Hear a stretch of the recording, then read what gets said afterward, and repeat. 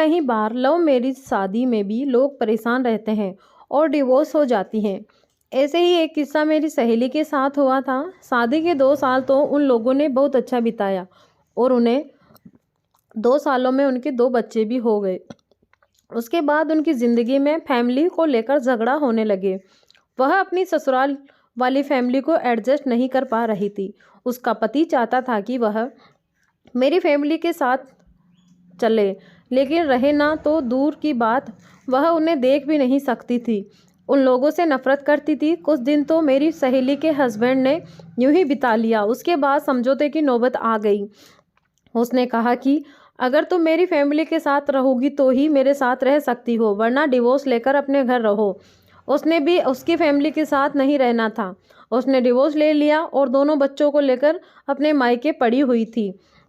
मैं उसे देखकर बहुत डर गई थी और मैंने सोचा मैं कभी भी लव मैरिज नहीं करूंगी। चाहे कुछ भी हो जाए, मैं अपने माँ बाप की पसंद की शादी करूंगी। और यूं ही मेरी एक दिन शादी हो गई, वह भी मेरे माँ बाप की मर्जी से। मेरे पति घर में आए तो उस वक्त 9 बज रहे थे। मैं उन पर बरस पड़ी थी क्योंकि मैं रात से उनका इंतज़ार कर रही थी, मगर अब सुबह के 12 बज रहे थे। उन्हें देखते ही मेरा पारा हाई हो गया था। मैंने कहा, आपको ऐसा नहीं करना चाहिए था। शादी के 1 हफ्ते बाद भी उनका अजीब सा व्यवहार शुरू हो गया था। मुझे उनसे उलझन होने लगी थी, इसीलिए मैंने उन पर बहुत गुस्सा किया। मगर वह हाथ में 2 लिफाफे लहराते हुए बोले, यह हमारे हनीमून की टिकट है। यह देखकर मैं बहुत बड़ी खुश हुई। मैंने कहा, अब तो मुझे आपकी कोई शिकायत नहीं। अब मुझे यह बताइए कि हम कब जा रहे हैं। मैं तो यही समझ बैठी कि शायद विदेश की टिकट है। हम लोग दुबई या फिर कनाडा जा रहे हैं ताकि हमारा हनीमून मना सके। यही बातें सोच रही थी कि मुझे कहने लगे, जल्दी करो, तैयार हो जाओ, हमें अभी निकलना है। अभी कैसे निकल सकते हैं? मैं उनसे बहस करने लगी। उन्होंने कहा कि हमें इसी टाइम घर से निकलना होगा। वैसे भी शाम को सफ़र करना अच्छा नहीं समझा जाता, मगर मुझे अपने कपड़े वगैरह पे करने में शाम के 5 बज चुके थे। मेरी सास हम दोनों से कहने लगी, बेटा, शाम का टाइम घर से निकलने के लिए अच्छा नहीं है। तुम लोग इतने वक्त घर से निकल रहे हो। वैसे भी सर्दियों की रातें बहुत जल्दी शुरू हो जाती हैं। दिन छोटे होते हैं, तुम लोगों को अपना ख्याल रखना होगा। मेरी सास ने मुझे मना कर दिया, मगर मैं उनकी कोई भी बात सुने अपनी सास को गलत समझ बैठी थी। मैंने कहा, हमें इसी वक्त जाना है, मुझे रात में सफ़र करना अच्छा लगता है। मेरी सास ने मेरी बात को बुरा नहीं माना। हम दोनों ही घर से निकल गए। गाड़ी में बैठते ही मैंने पूछा कि हम कहाँ जा रहे हैं। तैयारी के चक्कर में मैंने उनसे कोई सवाल भी नहीं किया था। तब उन्होंने मुझे अजीब सा सवाल दिया। वह बोले, हमें जाना कहाँ है? तुम अपने मायके यानी अपने माँ बाप के घर बनारस जा रही हो और वहाँ पर ही हम दोनों अच्छी अच्छी जगह पर घूमेंगे फिरेंगे। यह सुनकर मुझे थोड़ी मवेशी हुई, क्योंकि बनारस तो मैंने सारा घूम रखा था, क्योंकि मैं तो बनारस की ही रहने वाली थी, जबकि मेरी शादी दिल्ली में हुई थी। सो हनीमून का सारा भूत दिमाग से उतर चुका था। मुझे नई नई जगह घूमने का और देखने का भी शौक था, मगर मेरे पति तो मुझे बनारस लेकर जा रहे थे। मुझे गुस्सा तो आया, मगर मैं चुप हो गई थी। दिल्ली से तो हम शाम के 6 बजे निकले थे, पर रास्ते में खाना पीना करते हमें रात के 8 बज गए थे। तब बनारस की सड़कें वैसे भी बहुत जल्दी वीरान हो जाती हैं। यहाँ के लोग देर रात तक दुकानों पर बैठे नहीं रहते। पूरी सड़क खाली और सुनसान हो गई थी। बस मैं और मेरा पति गाड़ी में एक दूसरे से गप्पे लड़ा रहे थे। तभी मुझे कुछ गड़बड़ सी नज़र आई थी। मैं ऐसा लगा जैसे कोई हमारा पीछा कर रहा हो। एक गाड़ी थी काले रंग की, जिसे मैं सड़क पर 2-3 बार ओवरटेक करते देखा। पहले तो मुझे शक हुआ, मगर फिर जगह जैसे मेरा वहाँ हो, वह करीब पिछले 20 मिनट से हमारा पीछा कर रही थी। मेरे दिल में एक अजीब सा डर पैदा हो रहा था, मगर मैंने अपने पति को यह बात नहीं बताई। कहीं गाड़ी चलाते चलाते उनकी नज़र गाड़ी से ना हट जाए तो परेशानी हो जाएगी, उनका सारा ध्यान बट जाएगा। इसी वजह से मैं चुप हो गई थी। मेरा दिल नहीं चाहता था कि ऐसी कोई हरकत करूंगी कि सोहन को गुस्सा आ जाए। वैसे भी वह काफ़ी देर से जले बुने बैठे थे। बोले कि तुमने मेरे साथ बहुत बुरा व्यवहार कर रही हो। शादी के बाद पति को अपनी जुबान पर काबू रखनी चाहिए। वैसे शुरू के दिनों में तो लड़कियां काफ़ी शर्माती हैं, मगर तुम अभी से इतनी रोक झाड़ती हो तो मुझे लगता है कि मैं अपने टीचर से शादी कर ली है। हम बातें ही कर रहे थे कि जोरदार झटपटे के साथ पिछली वाली कार ने हमारे सामने रास्ता रोककर खड़ा हो गई। हमें एक पल के लिए यूं लगा कि कोई हादसा होने वाला है, मगर उस आदमी ने हमारी गाड़ी की स्पीड स्लो होते ही हमारे आगे ऐसी गाड़ी रोक दी कि हम दोनों हक्का बक्का रह गए थे। हम अभी तो अपनी जान बचाने पर ही भगवान की कृपा कर रहे थे। उन लोगों की गाड़ी के दरवाजे खुल गए थे। हमें लगा शायद पुलिस की गाड़ी समझते थे। यह गाड़ी काफ़ी ऊंची होती है। हम लोगों ने देखा तो वर्दी में तो गाड़ी से निकलने वाले आदमी एक दो नहीं बल्कि 6-7 लोग थे। वर्दी में नहीं बल्कि उन्होंने काले नीले कपड़े पहन रखे थे और मैं मेरा पति देखकर हैरान रह गए थे। उन लोगों ने आकर हमारी गाड़ी के दरवाजे के शीशे को पीटना शुरू कर दिया था। हम लोग समझ गए थे कि यह कोई आम लोग नहीं, यह तो बहुत खतरनाक लोग हैं। तो मुझे यह लगने लगा था कि यह डाकू हैं। यह सोचकर ही डर लग रहा था। मैं दिल ही दिल में भगवान से प्रार्थना करने लगी, भगवान हमने ऐसी कौन सी परीक्षा ना ले, हमारी जान इससे छुड़वा दे। मगर उन लोगों ने मेरे पति को ज़बरदस्ती दरवाज़ा खोलने का कहा था। अगर हम दरवाज़ा नहीं खोलते तो ये लोग बहुत ही मक्कार थे, शीशा तोड़कर हमें बाहर निकाल लेते। मेरे पति ने मुझसे कहा कि तुम पिछली सीट पर चली जाओ। गाड़ी का दरवाज़ा खोले बगैर पिछली सीट पर भी जाना मुमकिन नहीं था। मैं धड़कते दिल के साथ अपने पति के पास ही बैठी थी। उन लोगों ने हमें बंदूक दिखाकर गाड़ी का दरवाज़ा खोलने को कहा था। मेरे पति ने उनसे कहा कि उन्हें जो कुछ भी चाहिए मुझे ले सकते हो। गाड़ी के कागजात पैसे वगैरह उनके हवाले कर दिए। एक आदमी ने सारा कुछ अपने बैग में डाल लिया। फिर मेरे पति से कहा कि तुम गाड़ी से उतर जाओ, अगर तुम नहीं उतरे तो तुम्हें गोली मार कर यहीं पर सुला देंगे। वह लोग बहुत गुस्से में थे। मुझे ऐसा लग रहा था कि हमसे मोबाइल फ़ोन छीनकर हमें लौट कर वह लोग हमारी जान छोड़ देंगे, मगर ऐसा नहीं हुआ था। उन्होंने मुझे भी गाड़ी से बाहर निकलने को कहा था। वह सारे के सारे आदमी इतने बदतमीज़ लग रहे थे, उनकी आवाज़ ऐसे गूंज रही थी। उनकी आवाज़ सुनकर मैं बहुत घबरा गई थी। मैं उस समय डरी हुई खड़ी थी। यह चारों पांचों लोग मुझे देखकर हंसने लगे थे।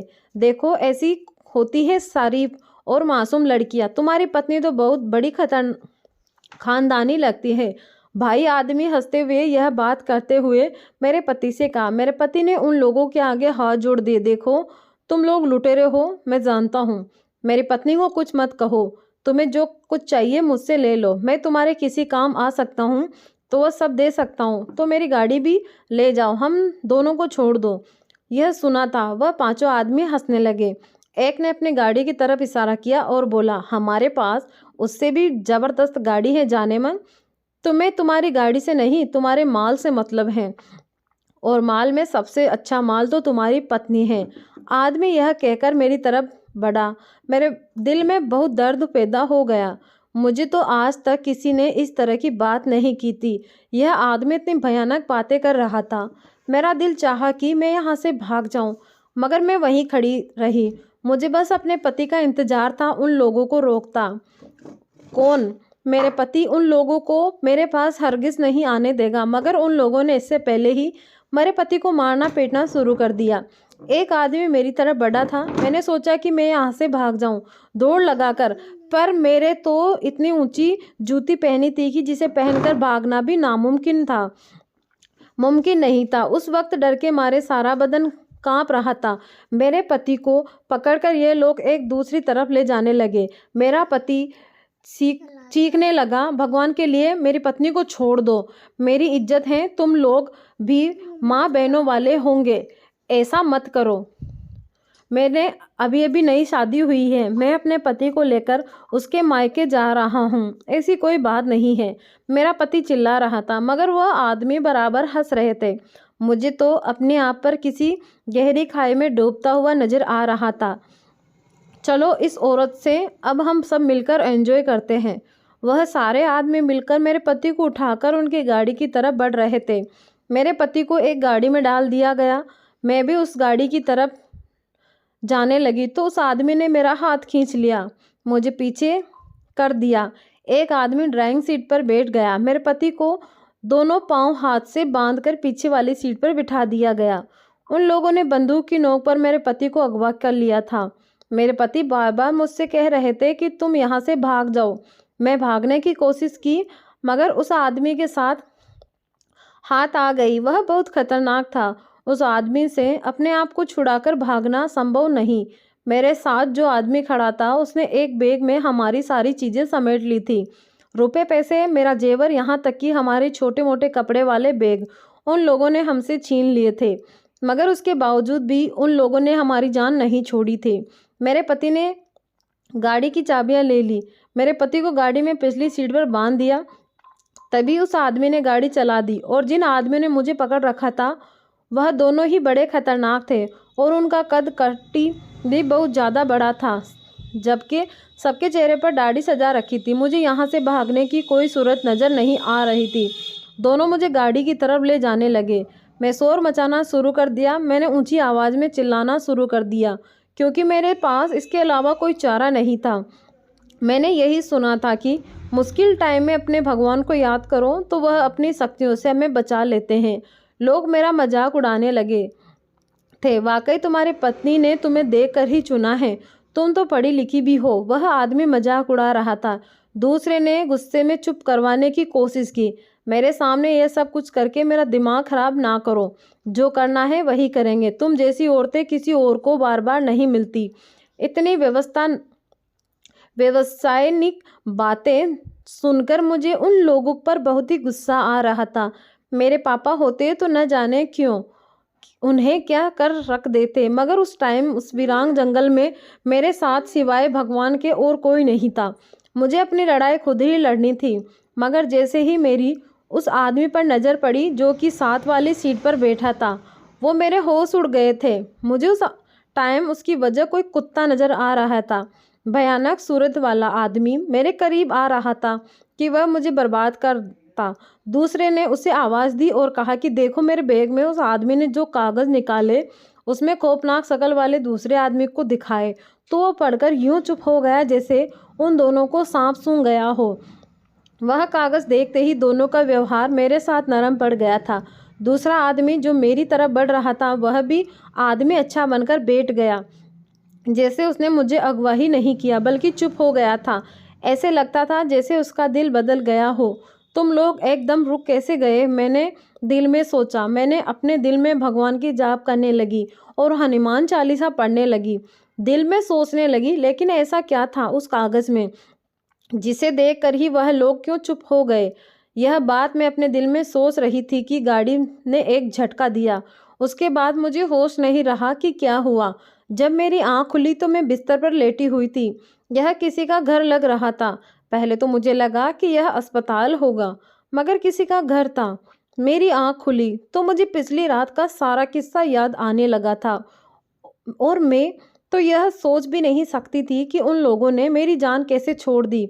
मुझे सबसे ज़्यादा फिक्र अपने पति की थी, क्योंकि एक औरत के लिए सबसे ज़्यादा ज़रूरी कोई बात नहीं हो सकती। मुझे ऐसा लग रहा था जैसे मैंने कोई बहुत बड़ी गलती कर दी हो। बार बार अपनी सास की बातें याद आ रही थी। काश कि मैं उनके कहने पर उनकी बात मान ली होती, घर से इतनी लेट ना निकले होते, अभी यहाँ बेटी पछता ना रही होती। मैं यह बातें सोच ही रही थी कि कमरे का दरवाज़ा खुला और वही आदमी कमरे में दाखिल हुआ। मेरी तो डर के मारे चीख निकलने लगी थी। उसने हाथ के सहारे से मुझे चुप करने का इशारा किया था। तुम्हारी तबीयत अभी ठीक नहीं है, तुम बोल नहीं सकती। मेरे भी पाँव में गहरी चोट आई है थी। रात को हम सबके साथ एक हादसा हो गया था और अभी तुम मेरे घर हो, इसलिए ज़्यादा ड्रामा करने की ज़रूरत नहीं है। देखो, वह आशा भगवान की तरफ से लिखा था। यह सब हमने नहीं किया था। अब जो कुछ भी हुआ है उसे मिलकर सहना है। तुम इस वक्त मेरे घर में, हम लोग बहुत शरीफ लोग हैं और यहाँ पर किसी तरह का तमाशा करने की ज़रूरत नहीं है, वरना जो कुछ होने वाला था वह भी हो सकता है। तुम्हारे पति के बारे में कुछ नहीं कहना, मगर तुम्हें हम में कोई नुकसान नहीं पहुँचाएगा, इसीलिए ज़्यादा ड्रामा करने की ज़रूरत नहीं है। मेरे बाप के सामने रोना धोना मत। मैंने उन्हें यह कहा है कि तुम एक जख्मी लड़की हो। हमारे कार से जख्मी हुई हो, मेरे बाप को तुमने भी यही बात बतानी है। अगर तुमने कोई और बात बताई बहुत बुरा हो जाएगा। उस आदमी की इस तरह का शब्द सुनकर मुझे बहुत डर लगने लगा था, मगर एक बात से मैं सलूप में थी, कम से कम मेरी इज्जत तो बच गई थी। मैं तो अभी भी गैरों के घर पर ही थी। मुझे अपने पति की बहुत फिक्र सता रही थी। मैंने उस आदमी से पूछने की कोशिश की, मगर वह कमरे का दरवाज़ा बंद करके बाहर चला गया। मेरे दिल में तरह तरह के ख्याल आ रहे थे। मुझे समझ नहीं आ रहा था कि मैं क्या करूं। पता नहीं मेरे घर वाले, मेरा पति मुझे स्वीकार भी करेगा या नहीं। इस शाम को जब वह आदमी मेरे कमरे में आया तो उसने एक अजीब बात की। उसने अपना नाम मुझे बताया। कहने लगा, मेरा नाम शंभू है और मैं तुम्हें यहाँ पर इसीलिए लाया हूँ कि तुम्हारा यह जख्म ठीक हो जाए, कि तुम्हारे घर छोड़ आऊँ। हैरान की बात तो यह थी कि मुझे बहन कह रहा था, मैं तुम्हें घर छोड़ आऊँगा, तुम इस बात की फिक्र न करना और तुम यहाँ पर बिल्कुल सुरक्षित हो, मेरी बहन की तरह। अगर तुम्हें इस बात पर कोई शक है तो मैं अपनी बहन को ही तुम्हारे पास भेज दूँगा, मगर मैं उन लोगों से यह बात बता रखा है कि तुम मेरे दोस्त की बहन हो, इसीलिए मैं तुम्हें घर लेकर आया हूँ। और हाँ, यहाँ रहकर तुम्हारा भाग कर भी अपने पास रख लो। शाम तक तुम्हारे पति तुम्हारे पास आ जाएंगे तो ठीक है, वरना मैं तुम्हें खुद तुम्हारे घर लेकर जाऊँगा। मैं अपने दिल में उस आदमी के जाने के बाद सोचने लगी, अगर उसने मुझे मेरे घर में ले जाना कर ही छोड़ना था तो फिर यह सब करने का क्या मकसद था? क्या यह लोग मेरे पति के दुश्मन थे? लेकिन अगर ये लोग दुश्मन होते तो फिर मौका पाकर उसका फ़ायदा उठाते, फिर उसका सामान वगैरह छीनकर उसे अलग जगह पर भेज देते। यह लोग तो मेरे पति के साथ गए थे, जबकि बाकी मेरे साथ थे। मुझे दूसरी गाड़ी में लेकर कहीं जा रहे थे। रास्ते में पता नहीं ऐसा क्या हुआ, अचानक उन लोगों का दिमाग बदल गया। फिर हादसा तो भगवान की तरफ से होने का लिखा था, उनकी कोई गलती नहीं थी, मगर यह लोग थे खून और मुझे क्यों किडनैप करके लाए थे, इस बात का जवाब अभी तक मुझे नहीं मिल सका था। फिलहाल मैंने सोच लिया था कि अब मैं उस आदमी के घर वालों से कोई बात नहीं करूँगी। यह मुझे मेरे घर छोड़ आए, यही बड़ी बात है। ऐसा ही हुआ। शाम को डॉक्टर आया, उसने मेरा चोट और मेरे पाँव को देखा। पट्टी की मामूली सी मोच आई थी। इतने में ही शंभू भी आ गया और बोला कि तुम आओ, बाहर गाड़ी खड़ी है, तुम्हारा इंतज़ार कर रही है। तुमने मुझे घर का पता भी नहीं बताया और वो बताना होगा। मुझे तुम पर तरस आ रहा है। यह कहता गाड़ी में बैठने ही उसने मुझे यह बात कही तो मेरा दिल डूबने लगा था, क्योंकि क्या हुआ था? क्या हुआ? क्या तुम लोग मुझे कहीं और लेकर जा रहे हो? मेरा फ़ायदा उठाना चाहते हो?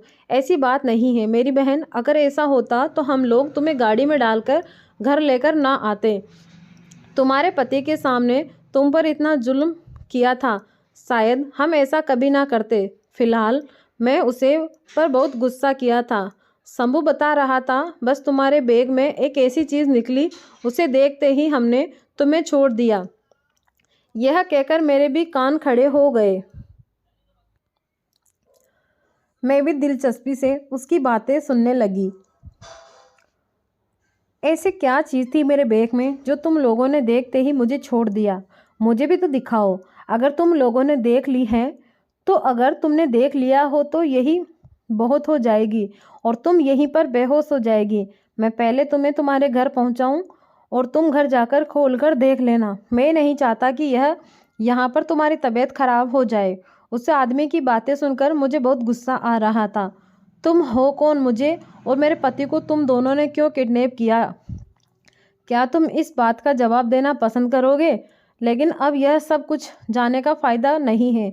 तुम इस बात का यकीन करो कि हमने तो तुम्हें हाथ भी नहीं लगाया।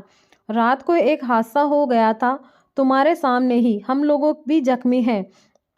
तुम्हारे तो सिर पाँव में मोच आई है, मेरी तो कमर भी टूट गई है।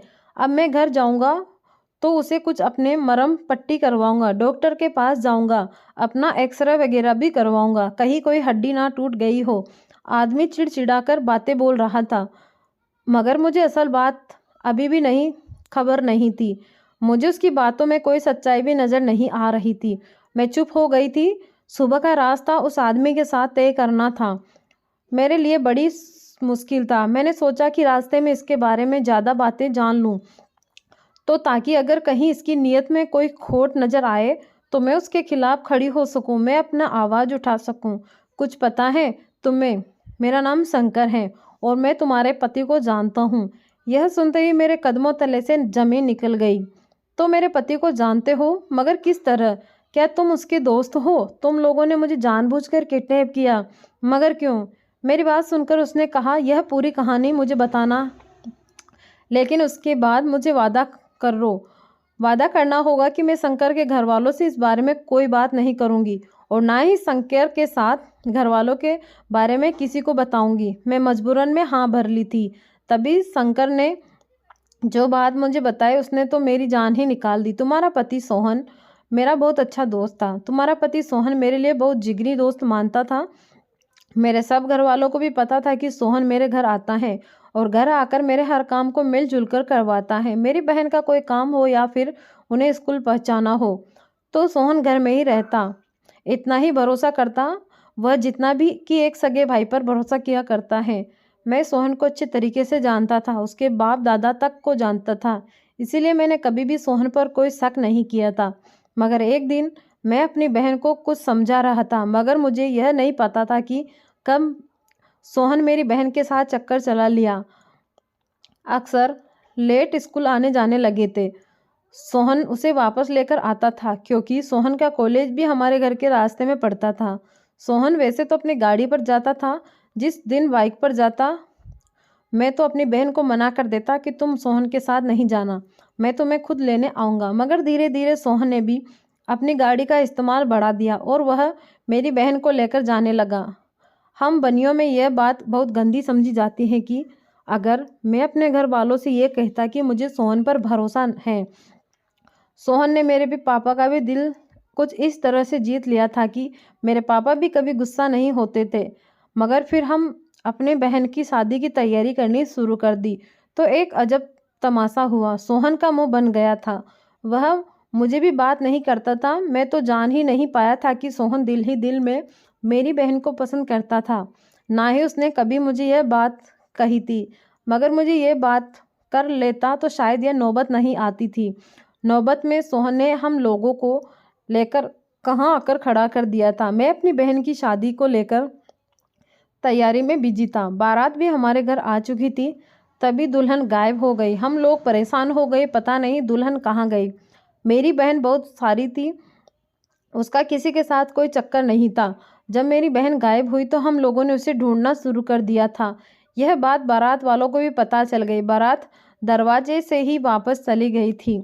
उन लोगों ने अभी अपनी गाड़ी का इंजन भी बंद नहीं किया था कि पूरे घर में ही यह बात फैल गई। शंभू की बहन भाग गई है घर से। बस फिर क्या था, उन लोगों ने तो खाना भी नहीं खाया और वापस चले गए। अब अगर मेरी बहन वापस भी आ जाती तो उसका कोई फ़ायदा नहीं था। तभी मुझे महसूस हुआ कि शादी में तो सोहन भी नहीं आया। हम उसे ढूंढने लगे, सबका शक सोहन पर जा रहा था। सोहन मेरी बहन को कभी स्कूल लेकर जाता तो कभी इधर उधर घुमाने फिराने, और साथ ही उसकी बहन भी होती थी। फ़ोन की वजह से हम लोग भी चुप रहते थे, मगर आज तो उसने हमारी इज्जत के साल खेल गया था। वह बर्दाश्त के बाहर था। ना जाने मेरी बहन को इतना बड़ा गद्दारी करेगा और मेरी बहन को लेकर भाग गया था। मैं यह सोच भी नहीं सकता था वह मेरे साथ इतना बड़ा गद्दारी करेगा। लेकिन अगले दिन जो हुआ उसने तो हम सबके दिल को झकझोर डाला था। गुस्से से हम पागल हो गए। मेरी बहन सुबह के 4 बजे घर आई।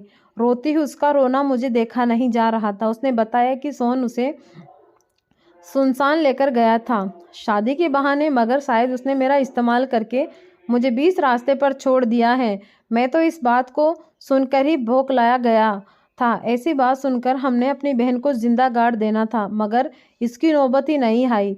उस विचार से ने खुद की मौत को गले लगा लिया। उस बेचारी ने तो खुद ही मौत को गले लगा लिया था। हम लोग सोच भी नहीं सकते थे कि हमारी इज्जत इतनी खाक में मिल जाएगी, वह इतनी बड़ी हरकत कर जाएगा। सोहन से मेरा रिश्ता हमेशा के लिए टूट गया। मेरे माँ बाप बदनामी के मारे चुप रहे और वह नहीं चाहते थे कि किसी भी तरह से गांव में यह बात फैल जाए। हमारे घर में सबने कहा कि हमारी बेटी का एक्सीडेंट हो गया था, पार्लर से घर आते हुए वह किसी हादसे का शिकार हो गई थी, इसीलिए शर्म की वजह से सब कुछ चुप हो गए थे। मगर मेरे दिल में बदला लेने की आग चल रही थी। मैंने सोच लिया था कि मैं भी सोहन के साथ यही करूँगा। मेरा तो आइडिया यह था कि शादी की रात आपको अगवा करूँगा और उसके बाद कभी आपको सोहन की शक्ल देखने भी नहीं दूँगा। लेकिन ऐसा मैं नहीं कर पाया। और जबकि आप लोग हनीमून पर जा रहे थे, इस बात का मुझे पता चल गया था। मैंने सोचा कि मैं अपने दोस्तों के साथ मिलकर एक प्लान बनाऊंगा। सोहन को यह सबक सिखाऊंगा कि सारी ज़िंदगी याद रखेगा। मैं तो उसे जान से मारना चाहता था, मगर मेरे दोस्त उसकी हड्डी फसली तोड़ने किसी दूर दराज के इलाके में ले गए और मैं जो अपनी बहन का बदला आपसे लेने की सोच रहा था। जब सोहन की जेब से निकलने वाली कागज़ देखा तो मुझे तो आप पर तरस आने लगा, क्योंकि उस कागज़ पर आपके और सोहन के संबंध खत्म होने की मोहर थी। सोहन आपको डिवोर्स दे चुका है, उसकी वजह उसने नहीं बताई, मगर फिलहाल जिस आदमी ने इतने घर बर्बाद किए हो, इतने लोगों की खुशियों पर पानी फेरा हो, वह खुश कैसे रह सकता है। शंकर विवाह सुनकर मेरे आंखों से आंसू निकलने लगे। पता नहीं क्यों मुझे रोना आ रहा था। मेरा पति ने मुझे क्यों छोड़ दिया बिना वजह की, यह बात बड़ी अजीब थी। मुझे हैरानी हो रही थी, यह कैसे कर सकते हैं, लेकिन जो हो चुका था उस पर आंसू बहाने का कोई फ़ायदा नहीं था। भरे दिल के साथ मैं माँ बाप के घर पहुँची। उन्हें इस हादसे के बारे में मैंने कुछ नहीं बताया था, बस वह कागज़ उन्हें दिखा दिए। मेरे माँ बाप भी पछताने लगे थे, क्योंकि सोहन और मेरा रिश्ता बिल्कुल ख़त्म हो चुका था। सोहन के माँ बाप ने रिश्ता उनके खिलाफ़ किया था। परिवार में जब शादियाँ उस बुनियादी पर होने लगे कि किसी के पास ज़मीन और जायदाद कितने हैं, तो ये किस्सा होता है। सोहन के माँ बाप ने अगर शादी की रात उसकी दुल्हन को स्वीकार कर लिया होता, तो आज उनका बेटा ऐसे परिवार में उनको बदनाम नहीं करता। सोहन ने अपने माँ बाप से अपने महबूबा को छोड़ने का बदला लिया। शंकर ने सोहन से उसकी बहन की इज्जत खराब करने का बदला लिया। पर पता नहीं मुझे क्योंकि इस वजह से रुसवा किया गया, मेरा घर क्यों उजड़ा किया। लोग तो कहते हैं कि दुनिया वालों की रेत हैं, कोई मुझे भी तो बता दे कि मेरी क्या गलती थी, क्योंकि मैं तो आज तक किसी के साथ कोई बुराई नहीं की थी। फिर मेरे साथ ऐसा क्या हुआ और इसमें मेरी क्या गलती थी? और क्या अरेंज मेरे सही साबित हुआ? नहीं, सबको अपनी भावनाओं की चिंता होती है। अगर सब एक दूसरे की भावनाओं को समझने लगे तो ये दुनिया स्वर्ग बन जाएगी। अगर आपको आज की कहानी पसंद आई है तो वीडियो को ज़रूर लाइक शेयर कीजिएगा। दोस्तों धन्यवाद, और चैनल को भी ज़रूर सब्सक्राइब करें।